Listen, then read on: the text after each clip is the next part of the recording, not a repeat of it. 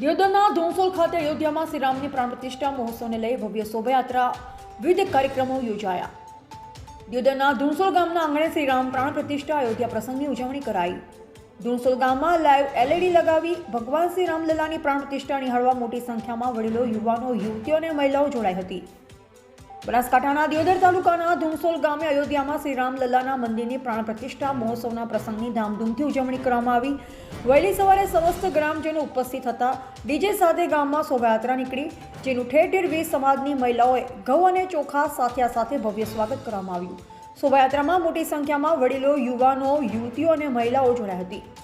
સમગ્ર ગામમાં શોભાયાત્રા ફરી અને મહાઆરતી કરવામાં આવી. આ દરમિયાન ગામમાં ગાયો માટે લીલો ઘાસચારો, કૂતરાઓ માટે બાજરીના રોટલા, પક્ષીઓ માટે અનાજ અને કીડિયારું પૂરવામાં આવ્યું. ઉત્સવની સાથે સેવાકીય કાર્ય કરવામાં આવ્યા. ત્યારબાદ તમામ ગ્રામજનોએ ભોજન પ્રસાદનો લાભ લીધો. જ્યારે સાંજે ભજન કીર્તનનું આયોજન કરવામાં આવ્યું, જેમાં પણ મોટી સંખ્યામાં ગ્રામજનો ઉપસ્થિત રહ્યા.